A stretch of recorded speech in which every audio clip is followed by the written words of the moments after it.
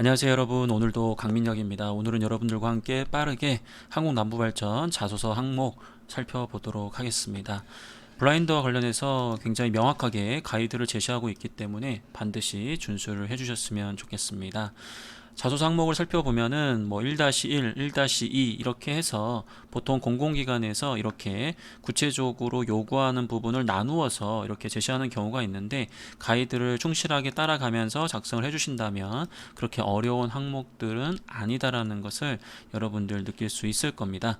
전체적으로 이런 항목들이 있다라는 거 빠르게 보시고요. 각 항목별로 어떻게 작성해야 되는지 집중적으로 살펴보도록 하겠습니다. 일단 1번은 지원 동기와 직무를 수행해서 어떤 준비를 했느냐, 전통적인 지원 동기를 물어보는 그러한 부분인데, 보통 공공기관은 역량에 대한 부분보다도 우리 회사, 우리 공사를 선택한 이유에 대한 부분을 더 중요시 여기는 편입니다. 왜냐하면 역량과 관련된 부분은 타 항목에서 충분히 강조할 수 있기 때문이죠. 근데 여기서는 어쨌든 해당 직무를 수행하기 위해서 어떤 준비를 했느냐를 명확하게 요구하고 있기 때문에 지원 동기보다는 어떻게 보면은 이 부분이 더 중요할 수 있다라는 점 여러분들이 신경을 써주셔야 되겠습니다. 평가 의도는 일단 1-1부터 살펴볼 거예요. 직무관심 계기, 그것을 왜 꼭 여기서 하고 싶으냐, 이제 이 부분에 대한 거잖아요. 업무의 능력과 직업관 그리고 조직의 능력을 감안할 수 있어야 되는 항목이라고 보시면 되겠습니다. 여러분들이 지원한 직무에 대해서 얼마나 이해하고 있는지, 그리고 왜 그러한 직무를 우리 남부발전에서 실행하고자 하는 것인지, 그 로열티에 대한 부분을 좀 강조할 수 있어야 되겠죠. 보통 여러분들이 직무관심 계기를 선택하실 때는 이 직무와 관련된 직간접 경험을 통해서 뭐 강점을 발휘해 왔다라든지 성취감을 느꼈다라든지 의미 있는 일이다 등등등 자기만의 어떤 논리를 사용할 수가 있겠죠. 여기서 얘기하는 직무와 관련된 직간접 경험은 꼭 직무와 유사한 그러한 경험 외에도 간접적으로 어떠한 지식, 여러분들이 뭐 전공 교과목이라든지 어떤 책이라든지 이제 그러한 부분들을 통해서 해당 직무에 대해서 이해할 수 있었고, 해당 직무에서 어떠한 이유, 그게 예를 들어서 강점 발휘가 가능하다든지 뭐 성취감을 느낄 수 있다라든지 본인이 중요하게 생각하는 어떤 산업에서 반드시 필요한 그런 직무라든지, 그렇기 때문에 굉장히 의미 있는 일이다 등등등의 논리로서 직무 관심 계기를 잡아낼 수가 있겠죠. 그리고 나서 이제 왜 그러면 한국남부발전에서 그러한 직무를 하고 싶은 거냐, 이제 그 부분에 대한 걸 풀어낼 수 있어야 되겠죠. 그러려면 여러분들이 직업관을 보여주셔야 돼요. 직업관이라는 건 보통 내가 회사를 선택하는 기준이 무엇이냐라는 부분인데, 역시나 여기서도 강점 발휘라는 논리를 쓸 수 있을 것 같고요. 그 다음에 뭐 비전 공감에 대한 부분도 얘기할 수가 있겠죠. 뭐 예를 들어서 같은 일을 하더라도 그 일을 통해서 얻을 수 있는 가치, 어떤 비전이 내가 중요하게 생각하는 어떠한 부분과 일치했으면 좋겠다, 뭐 이런 식으로 해서 어떤 여러분들이 만들어내는 성과물, 그런 부분들이 사회적으로 어떤 영향을 끼치는지 그런 비전과 관련해서 얘기할 수도 있고요. 그 다음에 뭐 가치관에 대한 부분도 여러분들이 뭐 많이 강조하시는 편이죠. 뭐 예를 든다라면 어, 팀워크라든지 윤리라든지 혁신이라든지 도전이라든지 그러한 가치관이 굉장히 중요하다. 본인도 과거에 이제 그런 가치관을 많이 발휘해 왔다. 근데 해당 땡땡 기관이 이제 이러한 부분들을 발휘하고 있기 때문에 같은 생각을 바탕으로 조직의 역량을 같이 향상시킬 수 있을 것이라 생각한다 등등등 해서 뭐 이런 논리를 쓰실 수도 있으실 것 같고요. 또 문화일치에 대한 부분으로도 여러분들이 얘기할 수 있겠죠. 뭐 예를 든다면 내가 지원하는 분야는 안전이 굉장히 중요한 부분이다. 그렇기 때문에 안전을 정말 중요시 여기는 이제 그러한 조직에서 일을 했을 때 더욱더 시너지가 날 수 있다고 생각을 한다. 뭐 등등등 해서 뭐 문화라든지 일하는 문화 등등 이제 그런 부분을 바탕으로 직업관을 선택해서 나무발전이 방금 이야기했던 직업관에 부합이 된다라는 것을 이제 보여주시면 되겠죠. 이때는 일반적인 팩트를 나열하기보다는 다양한 경로를 통해서 정보를 수집하고 가공하면서 자신만의 그러한 이 회사의 어떤 정보를 좀 제시하는 게 더 좋을 것 같고요. 반드시 읽어보셔야 될 것은 경영 목표와 이 전략 과제에 대한 부분이거든요. 2020년도 이 한국남부발전의 신년사를 제가 읽어보니까 네 가지 정도를 CEO께서 강조를 하시더라고요. 남부발전의 처한 상황이라든지 향후 목표라든지 굉장히 구체적으로 나와 있기 때문에 반드시 읽어보셔야 될 것 같고, 홈페이지 안에 보면은 이제 비전 아래 이제 우리가 흔히 이야기하는 이제 전략 과제 이런 부분들도 나와 있어요. 그래서 요 부분을 제가 뭐 지금 홈페이지 여러 가지 보진 않겠지만은 여러분들이 확인하시고 이 부분과 연결 지어 가지고 본인의 어떤 직업관과 좀 일치된다 그런 부분들을 뽑아내시는 게 당연히 좋을 거라고 보여집니다. 그 다음에 이제 1-2에서는 그럼 우리 지원자가 그렇게 관심이 있었으니까 준비를 잘했을 거 아니냐 이제 그런 부분들을 요구하는 거거든요. 특이한 게 보통 이런 것들을 입사에 어떻게 발휘할 것이냐를 물어보는데 입사에 어떻게 향상시킬 것이냐를 물어보기 때문에 여기서는 공통적으로 자기계발 능력에 대한 부분은 보여주셔야 될 것 같고요. 그 다음에 최우선으로 직무수행 능력을 강조했으면 좋겠다. 물론 이 지금 경력기술서를 별도로 작성해야 되는 칸이 있어요. 그래서 거기서 이미 유사한 경험들을 작성을 했다면 아무래도 여기서 중복돼서 작성하기보다도 다른 키워드를 강조해서 기술하시는 게 더 좋을 것 같은데 그래도 지원 직무에 필요한 지식과 기술적인 부분들 여러분들이 제시를 해주셨으면 좋겠습니다. 각각의 직군에 따라서 직무기술서를 보게 되면은 말 그대로 해당 직무, 직군에서 필요한 지식과 기술에 대한 부분이 명확하게 제시가 되어 있거든요. 그 부분을 여러분들이 집중적으로 쌓아왔다라는 거, 뭐 어떤 학습 경로라고 얘기한다라는 것은 결과적으로 뭐 전공 교과목, 외부 교육, 책, 세미나, 스터디, 아니면 현직자 인터뷰, 아니면 어떤 직접 경험들, 뭐 그런 것들을 바탕으로 이야기할 수 있겠습니다. 만약에 직무 수행 능력이 없다라고 한다면 이제 직업 기초 능력을 강조해 주셔야 되는데 지금 다른 항목에 보니까 소통과 갈등, 그다음에 문제 해결 능력, 뭐 그리고 책임 의식에 대한 부분들이 나와 있거든요. 그럼 그 부분을 제외해서 중복되지 않는 선에서 10가지 직업 기초 능력 중에서 하나를 선택하시고 그런 부분들이 충분히 해당 직무에 도움이 된다는 논리를 만드신 다음에 작성하시면 되겠습니다. 이 자기계발 능력이라는 것은 여러분들이 입사 후에 해당 역량을 통해서 어떠한 목표를 달성하겠다. 그 목표라는 것은 앞에서 위에서 얘기했던 전략 과제에 부합되는 부분이어야 되겠죠. 그리고 그걸 달성하기 위해서 내가 이러한 역량들이 좀 미흡하거나 혹은 또 지금 갖고 있는 강점들을 더 개발해야 되기 때문에 더 많은 일을 통해서 그 해당 역량들을 향상시키겠다. 뭐 더 많은 일과 함께 뭐 교육이라든지 뭐 이런 부분이 있다라는 건 좋은데 너무 지나치게 공부한다라는 모습보다는 일을 통해서 성장하는 이제 그러한 모습을 보여주는 게 좀 더 이 항목에서 요구하는 부분에 일치된다라는 점 강조 해드리고 싶습니다. 준비 과정과 경험에 대한 부분은 아까 얘기했던 것처럼 이제 이런 부분들이 이제 나와야 된다라고 제가 명확하게 얘기를 드렸고요. 제가 늘 여러분들한테 강조하는 이러한 표 안에서 어떻게 여러분들이 응용할 것이냐에 대한 부분을 고민하시면 좋겠죠. 입사 후 어떻게 향상시킬 거냐에 대한 부분은 이 부분에 대한 것이다라고 아까 앞부분에서 이미 구체적으로 설명을 드렸습니다. 빠르게 살펴볼게요. 여기 보시면 이제 기존 방식에 대한 문제의식을 가지고 우리가 흔히 이야기하는 창의성, 즉 문제 해결 능력에 대한 부분인데 일단은 남부 발전의 인재상을 봤더니 가치 창출에 앞장서는 실천이라고 명확하게 제시를 하고 있어요. 그래서 이 내용을 보니까 일단 능동적 행동이다. 그 다음에 새로운 가치를 창출하는 실행력을 갖췄다라고 해서 이런 키워드들 강조하고 있기 때문에 여러분들이 이 항목에서 보통의 문제 해결 능력을 강조한다고 하더라도 가급적이면 남부 발전의 인재상에 부합되는 지표들을 담아내는 게 훨씬 더 좋을 수 있다라는 점 기억해 주시고 무조건 복붙하기보다도 어느 정도 해당 기업의 인재상에 맞게끔 조금은 좀 수정을 해주시는 것도 좋지 않을까라는 말씀을 드려봅니다. 자, 그럼 요 항목을 보다 보면은 우리가 흔히 이야기하는 문제 해결 능력에서 상황 설명에 해당되는 약간 그러한 부분을 작성하라라고 지금 제시가 되어 있죠. 다음 소제목, 다음 소항목에서는 이제 이런 것들을 어떻게 해결했느냐 이제 그 부분에 대한 게 나오는데요. 일단은 문제의식, 즉 무슨 뜻이냐, 새로운 방식을 시도하게 된 계기를 명확하게 보여주셔야 되는데 문제가 터져서 여러분들이 문제를 해결했다기보다도 주인 정신을 바탕으로 선제적으로 문제점을 도출했다라는 것을 강조하는 게 좀 더 이 항목에서 요구하는 부분에 부합된다라고 보여집니다. 문제의 배경을 좀 파악해야 되는데 뭐 우리가 흔히 이야기하는 제가 강조하는 이런 여러 가지 사고력 중에서 어떤 부분들을 통해서 문제의 배경을 이해할 것인지 그리고 뭐 주변 동료들의 공감대를 형성하는 이제 그런 모습도 보여줄 수 있겠습니다. 다음 항목에서도 이 부분을 보여줄 수는 있기 때문에 여기서 생략을 하셔도 돼요.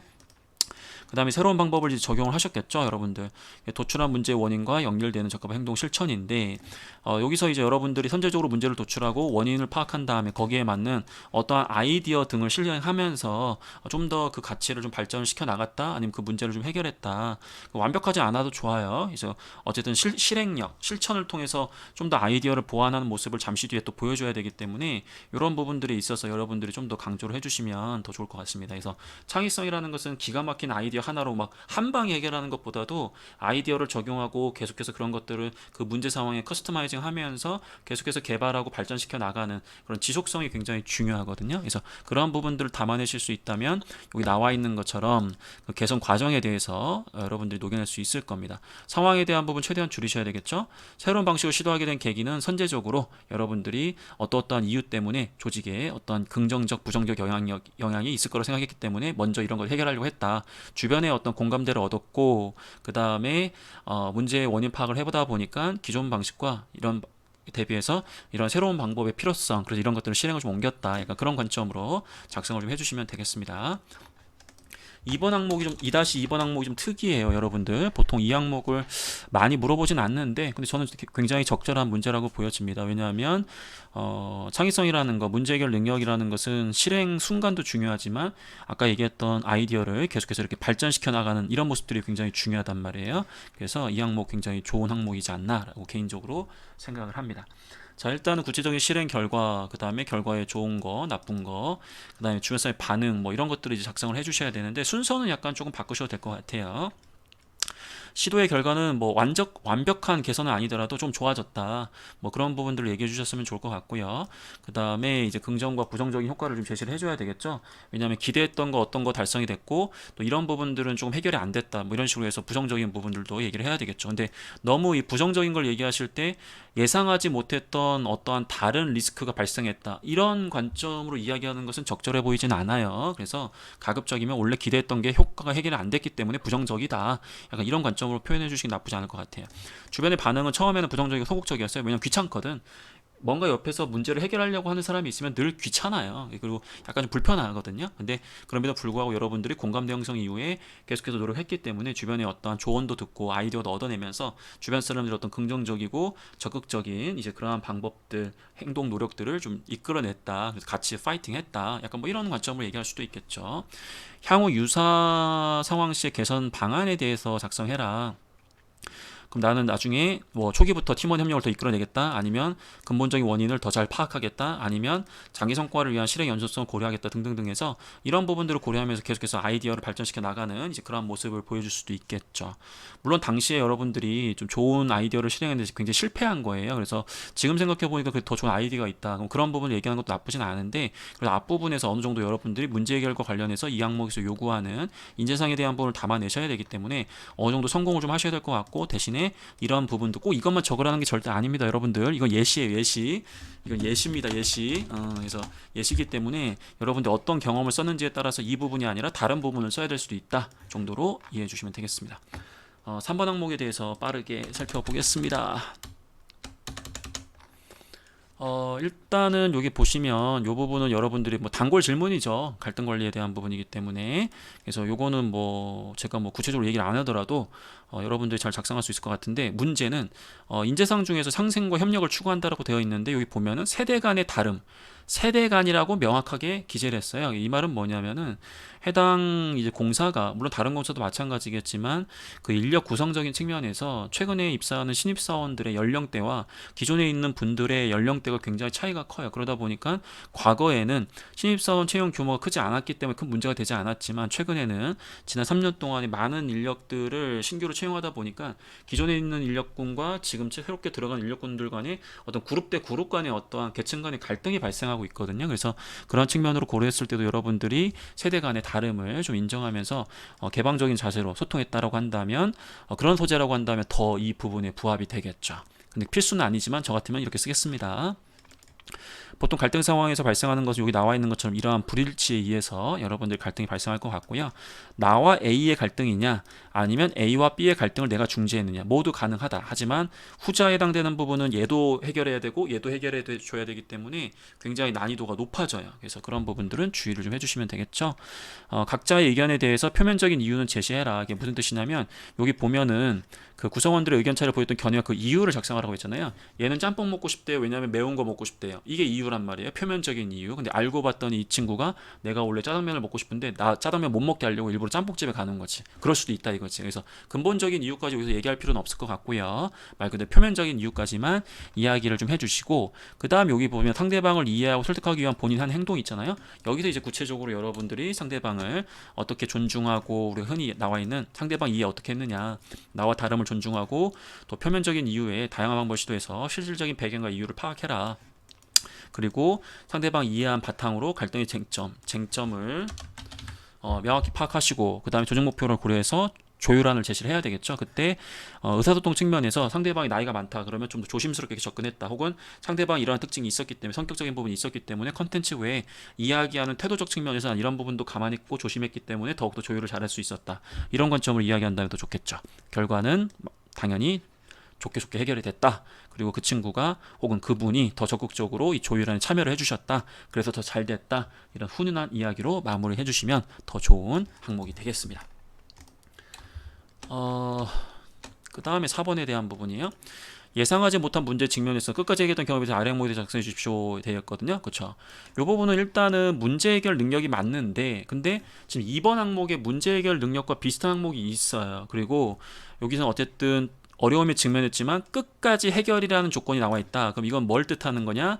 직업윤리 능력에서도 공동체 윤리에 해당되는 책임의식에 좀 더 부합되는 부분이기 때문에 저는 당연히 책임의식에 대한 부분이 밑바탕이 돼줘야 된다고 생각을 합니다. 그래서 문제 해결 능력의 기술적인 그런 스킬들을 감안하는 거 좋지만, 어쨌든 그 배경에는 책임의식, 어떻게든 내게 주어진 어려운 문제들을 악착같이 해결한다, 그런 관점으로 접근해 주시는 게 더 좋을 수 있다는 점을 먼저 밝힙니다. 예상치 못한 문제라는 것은 결과적으로 여기 나와 있는 것들처럼 여러분들이 흔히 이야기할 수 있는 그런 부분들이거든요. 너무 예상이 가능했던 부분들보다는 정말로 여러분들이 예상하지 못했던 이제 그런 문제들이 발생한 상황에서 말 그대로 문제의 원인, 어떤 문제를 겪었는지, 그래서 예상치 못한 상황이 처음에서 본인의 그 목표 달성에 어떤 부정적인 영향이 있었는지 그런 것들 얘기를 좀 해주셔야 될 것 같고요. 문제의 표면적인 원인도 팩트적인 측면에서 제시를 좀 해줘야 됩니다.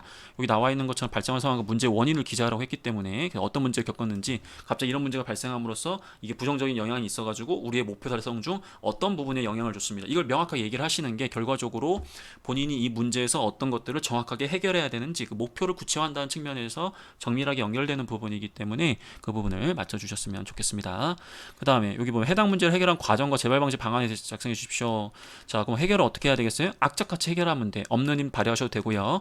우리가 보통 이야기하는 그 문제 해결 과정에서 아까 얘기했던 2번 항목과 좀 유사한데, 근본적인 원인을 여러분들이 파악하셔가지고 여러분들이 파악한 원인에 맞춰가지고 이런 것들을 해결을 해줬다라고 한다면 충분히 여러분들이 강조 가능한 이제 그러한 질문이 되겠습니다. 근데 어쨌든 느낌은 책임의식을 많이 발휘했으면 좋겠다라고 했었잖아요. 그래서 해결을 위한 여러분들의 노력을 딱 봤을 때 너무 쉽게 해결되면 안 돼요. 그러니까 없는 힘이라고 이야기하는 개념인데, 내가 이 문제를 해결하려다 보니까 평상시에 몰랐던 어떤 지식이나 기술적인 부분들까지 배워오면서 악착같이 이걸 해냈다, 혹은 성격의 어떤 컴플렉스까지 이겨내면서 이걸 해냈다, 약간 이런 식으로 해서 극복을 끝까지 해냈다라는 점이 좀 더 강조되는 게 좋겠죠.